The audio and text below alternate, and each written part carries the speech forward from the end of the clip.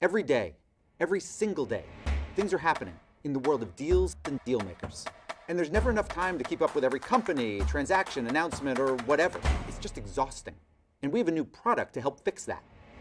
This is Axios Pro Deals, a new premium subscription product bringing you tailor-made insights like never before. For the last 5 years, Axios has helped deal professionals navigate the whole deal landscape with Pro Rata. With Axios Pro Deals, we're diving deeper into the industries that matter most to you. You just want stories on fintech? There's a newsletter for that. MedTech deals? We've got you covered. The future of retail? We'll guide you. With Axios Pro Deals, you're going to be getting all of this industry-specific insight and expert analysis at a level you simply can't get anywhere else. So if you're a venture capitalist, private equity investor, banker, trader, founder, executive, anyone who cares about deals, Axios Pro is what you need to help you understand what matters and why.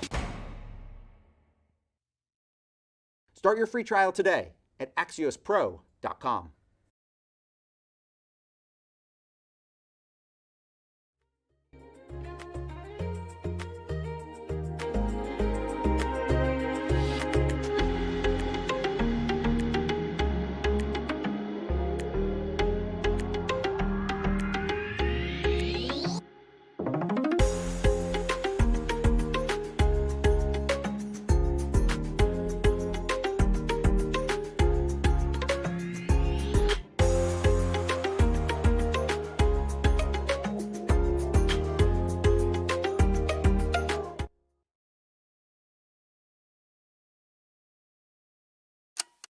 Welcome to our Juneteenth Culture, Contribution, and Changemakers virtual event. I'm Russell Contreras, the Justice and Race reporter here at Axios, and I'm coming at you from Rio Rancho, New Mexico. Welcome to our audiences on Facebook, YouTube, Twitter, LinkedIn, and of course, Axios.com. Join the conversation today on Twitter with @Axios and use the hashtag AxiosEvents. Over the next 30 minutes, I will be joined by my colleagues, Delano Massey and Asia Whitaker-Moore. In advance of Juneteenth's holiday this weekend, we will explore Juneteenth's call to action, celebrate the significance of African-American culture and contributions to the heritage of this nation. Our first guest is the mayor of Houston, Texas, Mayor Sylvester Turner, joining us from Houston. Mayor Turner, thanks for joining us. Thanks for having me. To start off with, before we get into Juneteenth today, take us back to Juneteenth of yesterday. You and I grew up in the same area of Houston, Texas, around the same area. And my good friend Joe Jackson, whose family grew up around Acres Homes, said they remember a young Sylvester Turner playing dominoes with his family.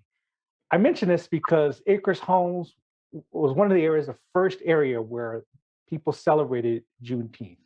Can you take us back to those early days when the rest of the country had no idea about Juneteenth, but the people of Acres Homes in Galveston were celebrating Juneteenth? What were those celebrations like? Those were huge family gatherings. You know, my parents moved to Houston back in 1954, and so from Washington County, Chapel Hill, Brenham, Juneteenth was a time when brothers and sisters, family members, nieces, nephews, uncles, all came together. It was the traditional, the barbecue, the watermelon, the red sodas, you name it.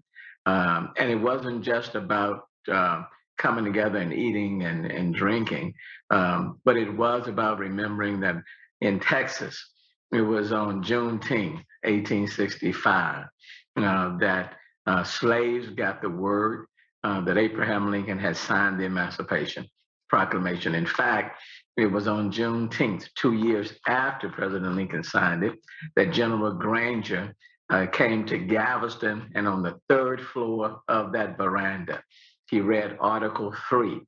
And in Article 3, it said that Abraham Lincoln had freed the slaves. And once that news was given, those slaves took off from Galveston, headed north, and many of them landed or came to settle, for example, in Freedmanstown, which later became known as Fourth Ward.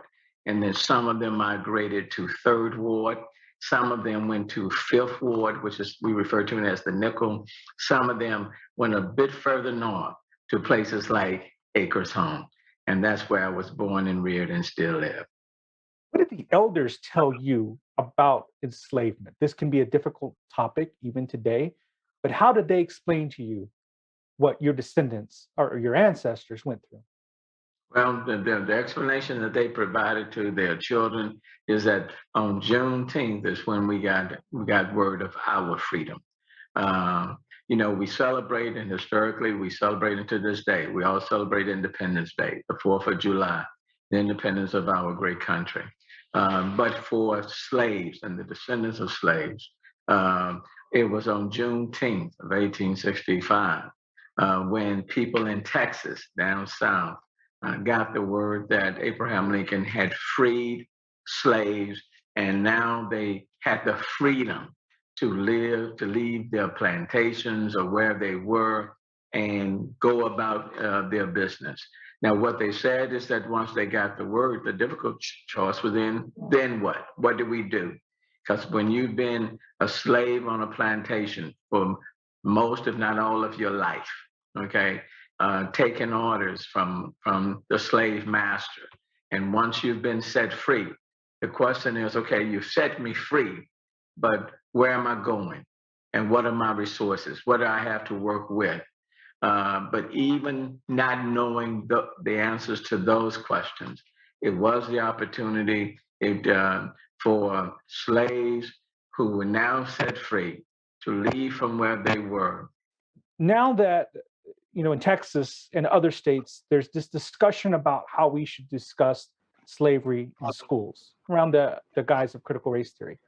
In your state of Texas, there are currently efforts to restrict the discussion of slavery in schools. What's at stake if we don't have these discussions for the next generation?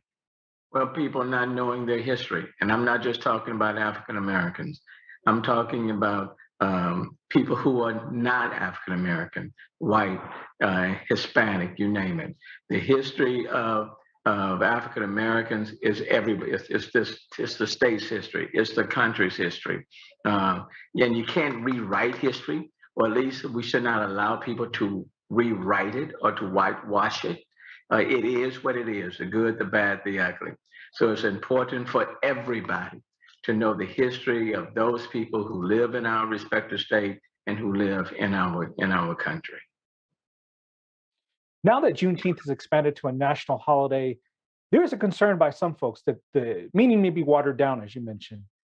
Some corporations have been selling Juneteenth ice cream or Juneteenth salad and facing backlash. What is your concern that as this holiday expands, it becomes another holiday where you can get 20% off a mattress or a good used car deal, rather than what the holiday is about? And that's why it's important for the history to be reflected and told in our books, in our schools, that we educate ourselves and others about what is the meaning of Juneteenth. You don't just want to commercialize it. This is not just another day where you just take off. It is important for everybody to understand the history and how it came into existence. And for the people in the state of Texas, it's important to know, for example, that former State Representative Al Edwards in the legislature fought to make Juneteenth a state holiday. And it was a state holiday in Texas before it became a national holiday. And then, of course, Congresswoman Sheila Jackson Lee and United States Senator John Cornyn carried the bill to make it a national holiday.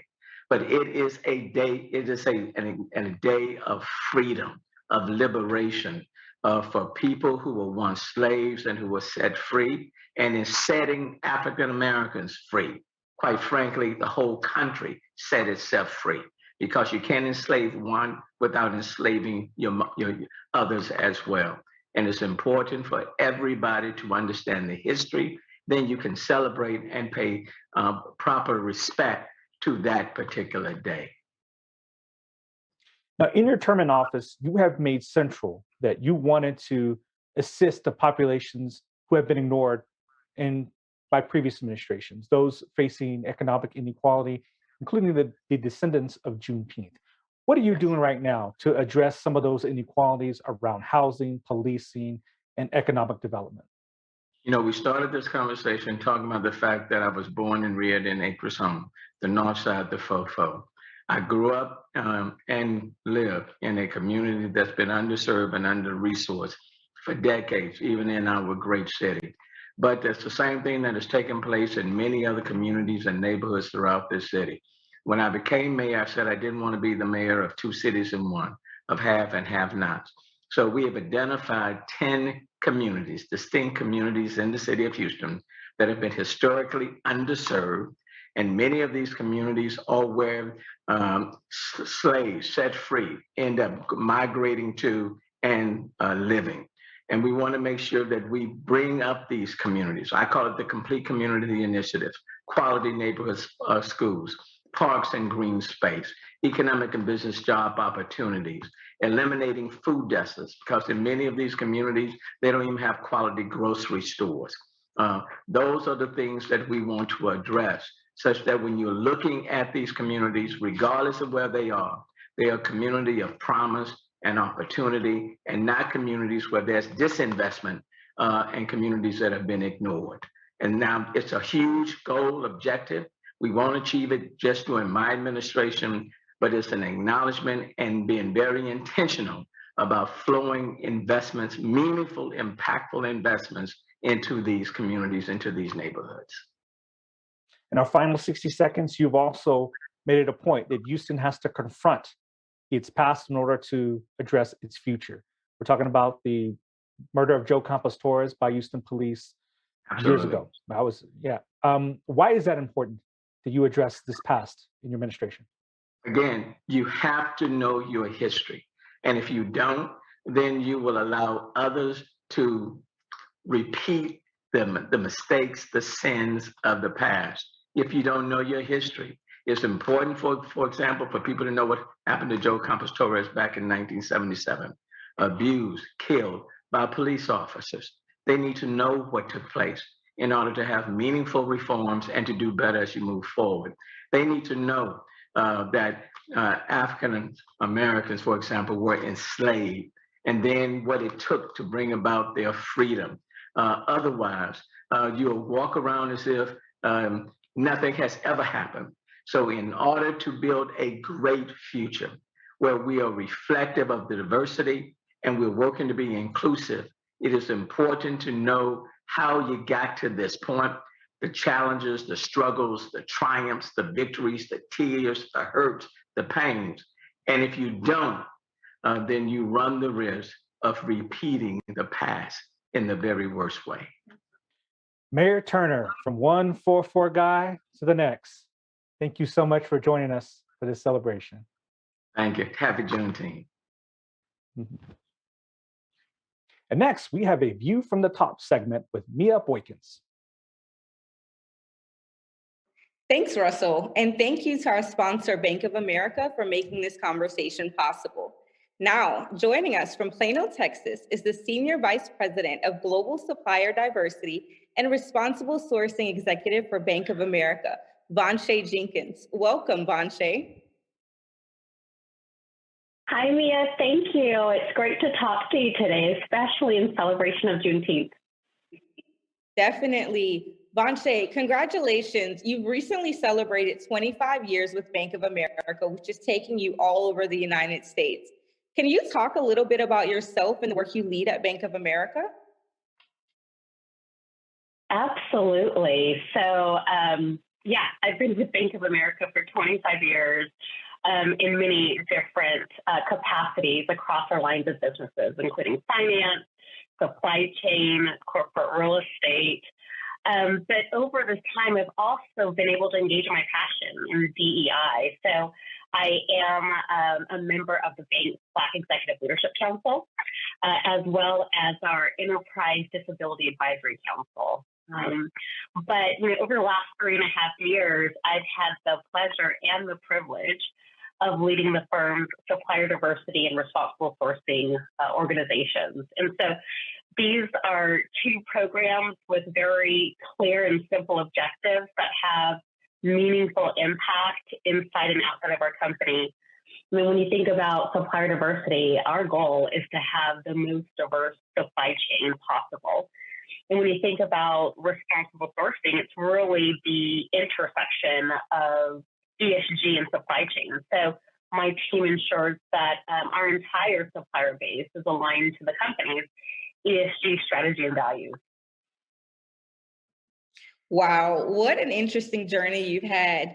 I understand that Bank of America is always taking an active role in addressing important issues. After the killing of George Floyd in 2020, Bank of America made efforts to advance racial equality and economic opportunity while making clear this needed to be a movement, not a moment. How are you keeping this momentum going?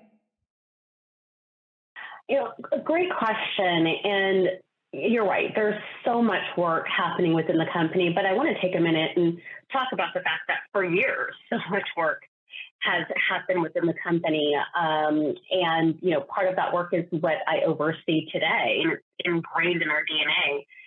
We have had a focus on diverse business inclusion for 32 years.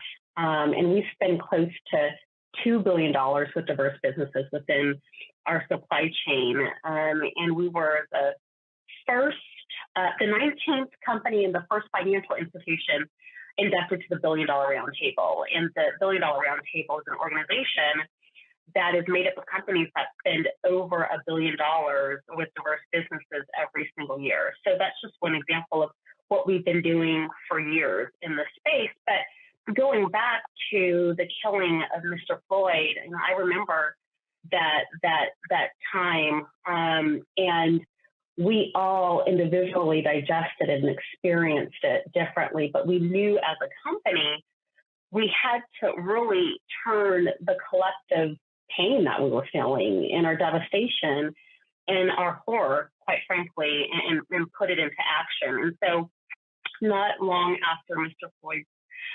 murder, we as a company took a very bold step and added $1 billion, and now it's a $1.25 billion commitment to the longstanding work that we've been doing over the years to advance racial equity and economic opportunity. So this work and these areas of focus and the outcome, they manifest themselves every day within the company, in every line of business, every deal, every client interaction, every time we add a new teammate to our family. And so there's a lot of aspects of the work, but given the time, I just want to call out a few outcomes. I mean, when we think about a diverse workforce, 50% of our board of directors is diverse. When we think about our management team, 55% of our management team is diverse. And so we have the most diverse management team in history. And 49% of our U.S. workforce are people of color. So not only do we focus on being intentional about representation, we also focus on inclusion. I think what we do around inclusion is a differentiator. We have engaged in over 350 courageous conversations. I've engaged in many of them across the company. These conversations have touched many of our employees, and the conversations focus on what's really important to our teammates. And in instances, we are talking about the past and we're reconciling the past. But I think what's so important about these conversations is the fact that we're also setting the course for the future, and it's shaping a lot of the work that we're doing today. Definitely. Wow. 32 years and over $1 billion. That's definitely investment. And I love that you all are investing in the company and the staff as well. In what ways does Bank of America continue to drive diversity and inclusion around moments that matter, like Juneteenth? So Mia, can I just say that first, I am so happy to once again celebrate Juneteenth as a federal holiday within our country. I mean, such an important day in not only Black and African American history, but America's history. And so I'm happy it's being recognized as such, and I'm happy to work for a company that recognizes the significance of Juneteenth. I mean, for us, it's just another opportunity to highlight our ongoing support of Black and African American teammates, clients, and in our communities, which we've done, like I said, for many years. And so here's the best part. It's not just in words. We've committed $300 million of funding to over 100 minority-focused, minority-led equity funds. And we know historically these are the funds that are typically not funded. We've recently launched the Bank of America Capital Directory for Black Entrepreneurship, which is intently focused on providing Black-owned businesses with the resources and education for learning more about starting a business and funding a business. And these are just examples of how we continue to keep our foot on the gas, and we're not gonna let up. Awesome. Wow, Bank of America has truly done a lot of work for the community.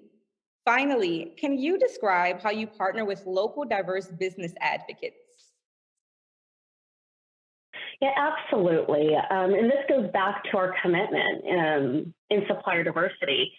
And here's the gist of our commitment, and that is we don't do anything in a silo. So we partner with many different national and regional NGOs that are acutely focused on providing education and capacity building to diverse suppliers and connecting them to government and corporate supply chain opportunities. And so in these relationships, we're able to engage directly with suppliers that are in our communities and really understand their needs and understand where can Bank of America, quite frankly, plug in with the resources and expertise that we have.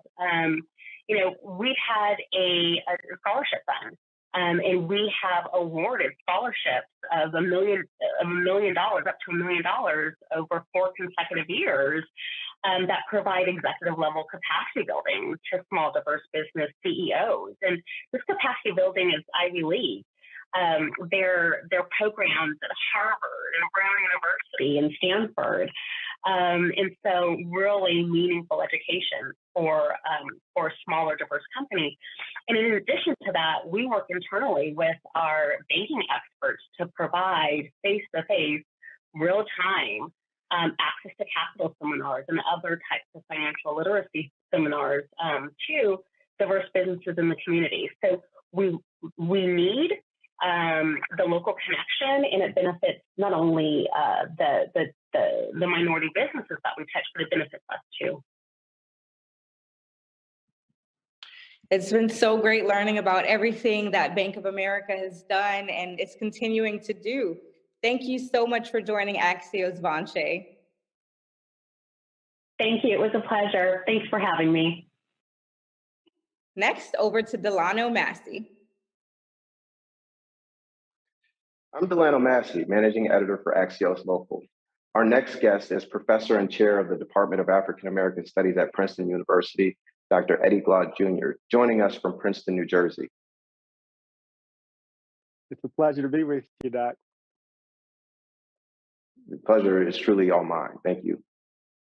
We're going to go ahead and just get right into this, Dr. Glaude. You launched a new podcast this week called History is Us, examining American history and our country's legacy on race. Tell us more about why you're embarking on this project and who you're interviewing for it.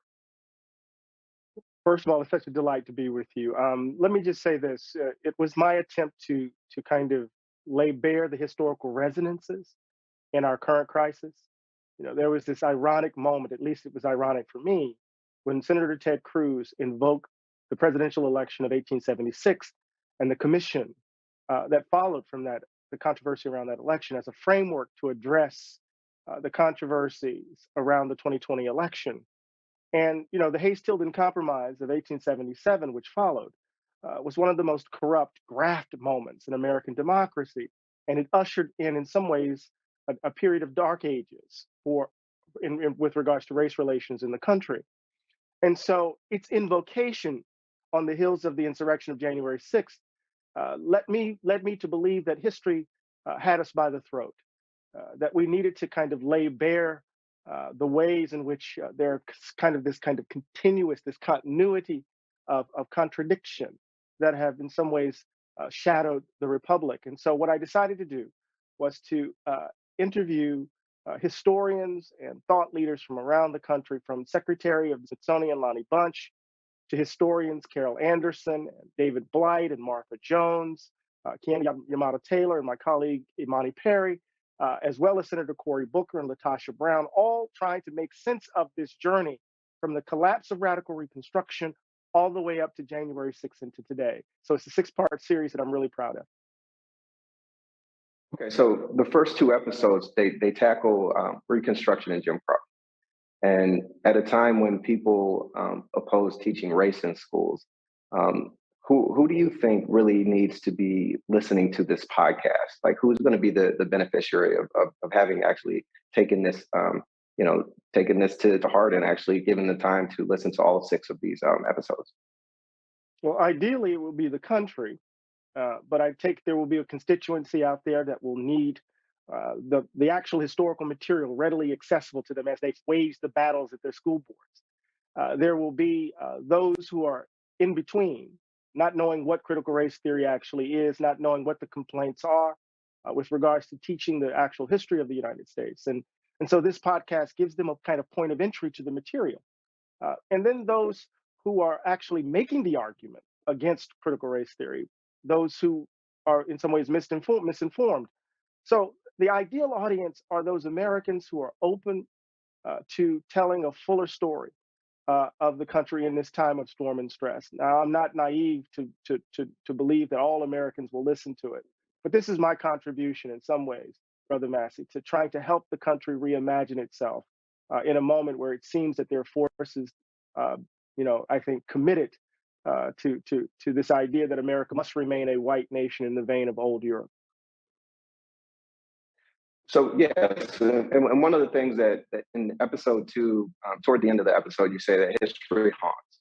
And then you quote and you say that the horror is that America changes all the time without ever changing at all.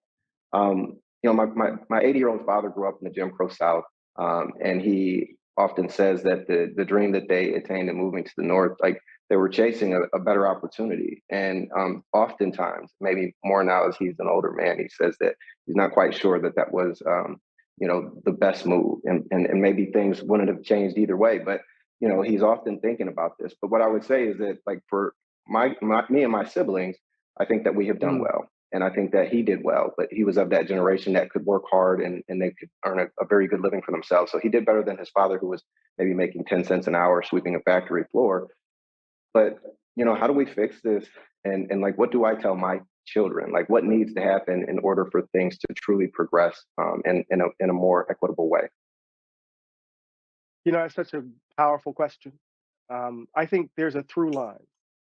And the through line is that in our society, in America, there is this belief that evidences itself in our practices, social practices, economic practices, cultural practices, that some people, because of the color of their skin, ought to be valued more than others. I call this the value gap. Some people might describe it as white supremacy, but at the heart of it is a valuation of the worth of particular human beings. Now, that value gap, Brother Max, is going to look differently under different material conditions. What the value gap looks like in the context of slavery will be very different than in the context of Jim Crow, which is very different than in the context of the first African American elected to the White House, so the presidency.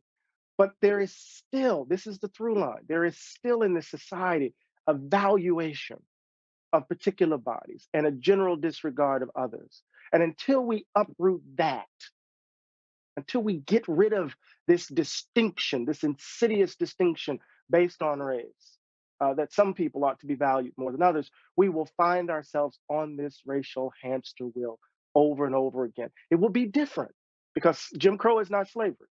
Our current moment is not Jim Crow. What our children will experience is not what we've experienced. There is progress. We don't want to deny it. But as long as we have this differential valuation at the heart of our society, we will be fighting this battle over and over again. Yeah. You have mentioned in other interviews the January 6th insurrection. You told my colleague, Russell Contreras, earlier this week that the podcast is also going to sort of take aim at this and what is underneath it all. So what do you mean by that? And why is talking and learning about the history of race in this country crucial to the understanding of an event like that one?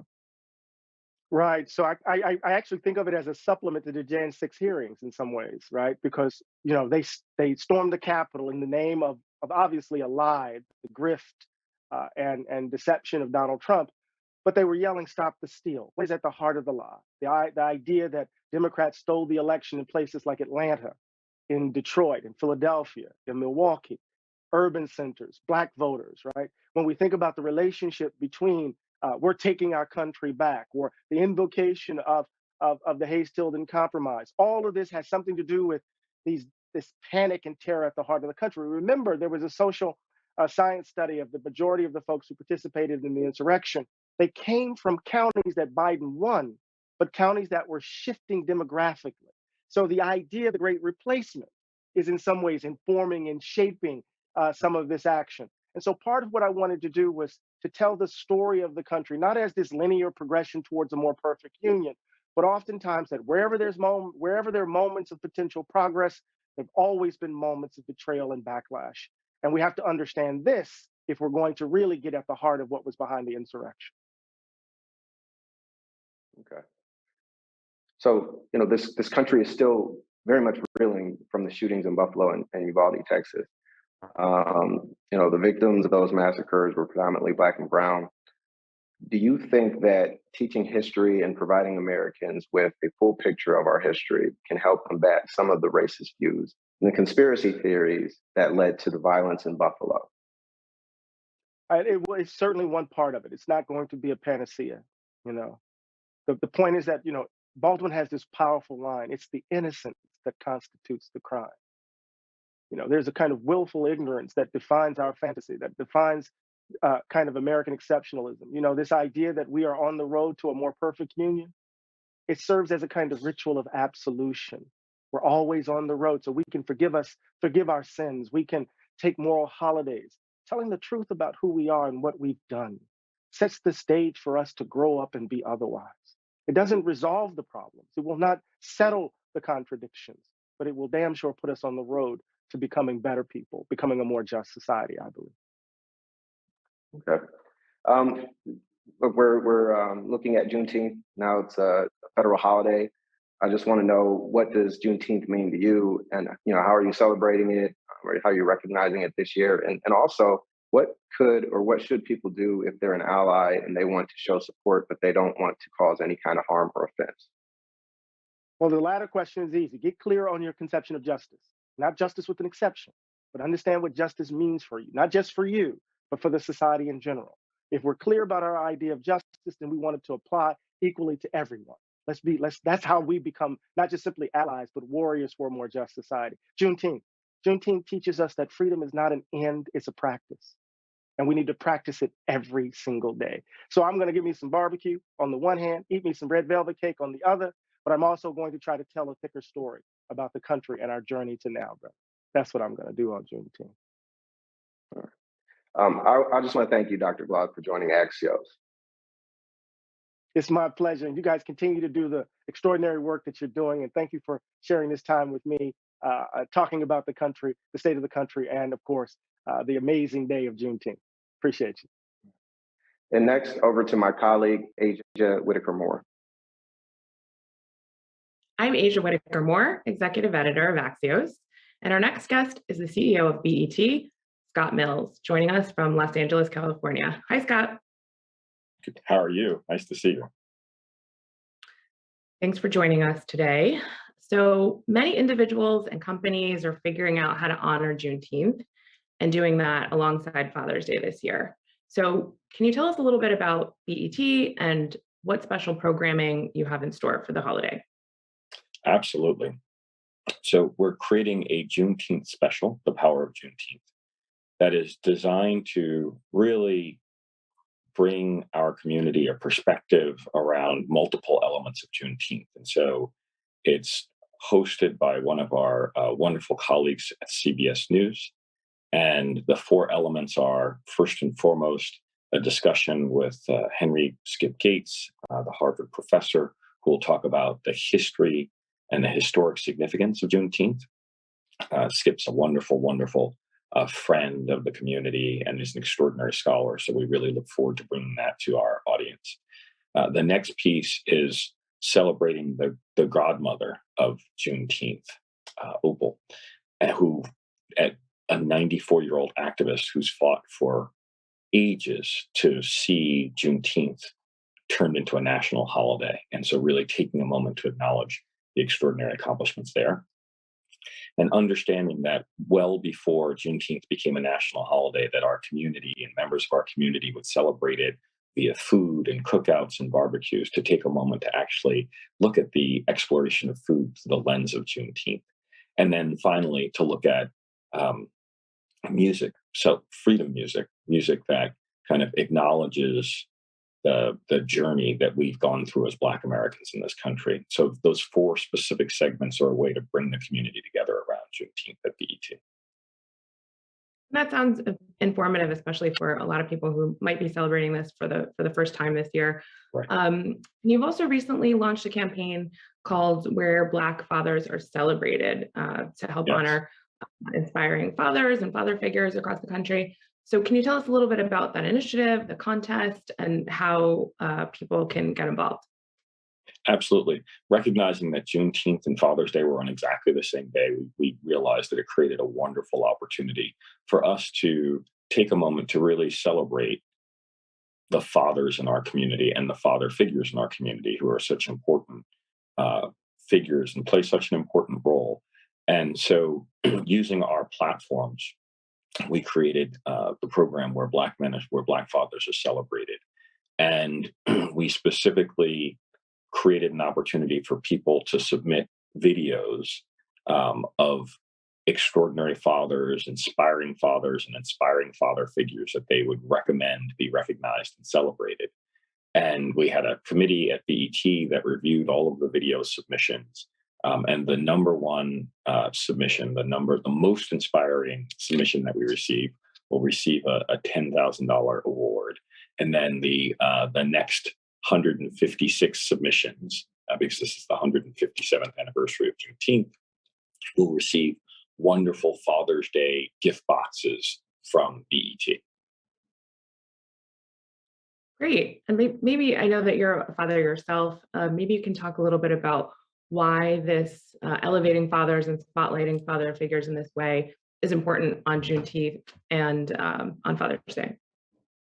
It's critically important. There are so many false narratives in this world, and BET has a program that we created that's now been adopted by our parent company, Paramount, a program called Content for Change, which is really designed to use the power of media and the power of storytelling and content to remedy and rectify false and misleading narratives that have been created for nefarious purposes, and sometimes just because they've been easy to seed. And so there are narratives that exist around Black men not playing a role as fathers, or Black men not being present in their children's lives, and recognizing the power of our platform and the importance to really support the narratives that are accurate and positive in our community. We saw it as a great opportunity to really recognize Black fathers and the roles that they play in our community.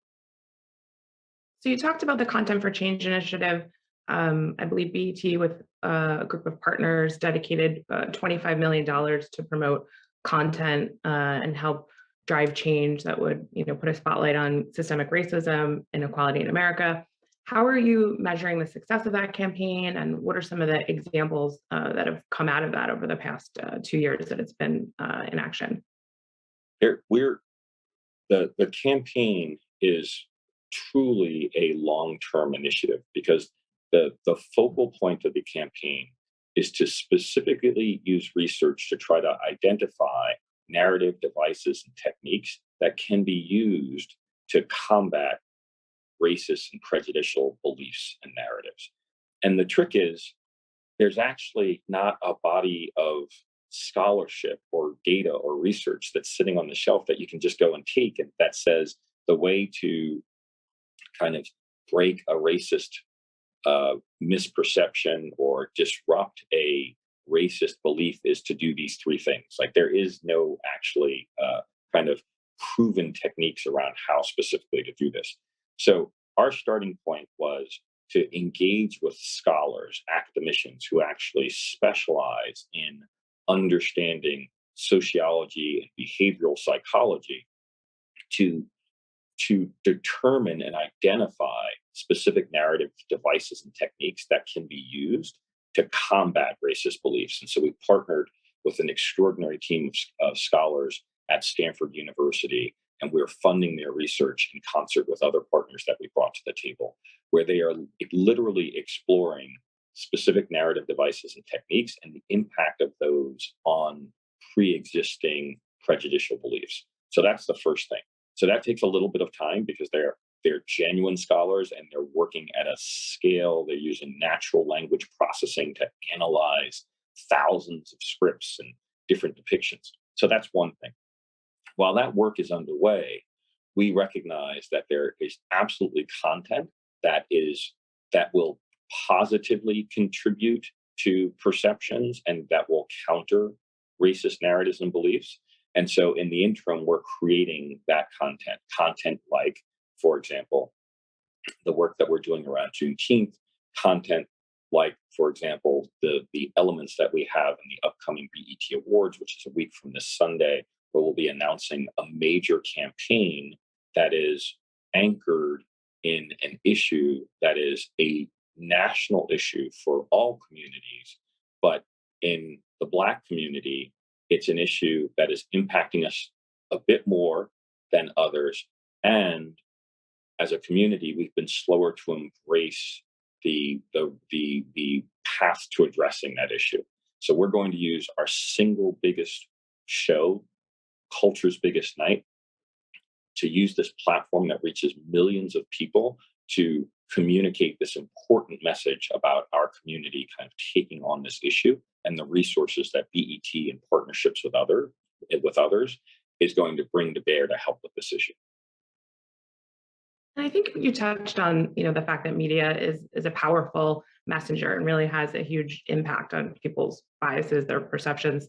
How can you describe what BET's larger content strategy is and how it ties into the sense of duty that you see for your platform and others like yours? Yes. When I returned to BET in 2018, we started by really revisiting our mission. What is the mission of BET? We were 38 years old at the time. I'd been there for a ridiculous number of those 38 years. And the world was changing around us. And where we ultimately landed was that our mission is to entertain, engage, and ultimately empower the Black community. And that became a powerfully clarifying approach to everything that we do. And so part of the reason we start with entertaining is, yes, that's the commercial side of our business, but it's also the vehicle that we use to bring people into BET and the vehicle that we use. And we understand it's so valuable to entertain people because a lot of people need the escape, they need the enjoyment. But then ultimately using all of our resources to simultaneously empower. So creating content that's empowering and compelling. And it's that balance between entertaining, engaging, and empowering that drives what we create. Clarity of purpose is certainly pretty important. So thanks for sharing that. I guess our last question, I'll just throw out something maybe a little bit more personal for us to end on. As you're reflecting on 157 years of Juneteenth, what does the holiday mean to you, and how are you going to celebrate? I'm going to celebrate it by spending time with my family, and really, we start by being profoundly appreciative of the amazing blessings that we have. I think we are so aware of the challenges and the inequities that face our community that what that does for us is it inspires us to work on behalf of our community. And it also causes us to be deeply appreciative of all of the blessings that we've been afforded in this world. And so spending the time with my family, my children, my mother, and just loving up on my family is how I plan to spend the day. Sounds like an excellent plan. Thank you, Scott, for joining Axios. All right. Thanks so much. Thanks for having me. Thank you all for joining this afternoon for another virtual conversation that has made everyone smarter, faster. For more coverage of the state of race and justice in America, or to subscribe to Axios newsletters, visit axios.com/newsletters or visit the Axios app. Thank you all for joining, and we'll see you on axios.com.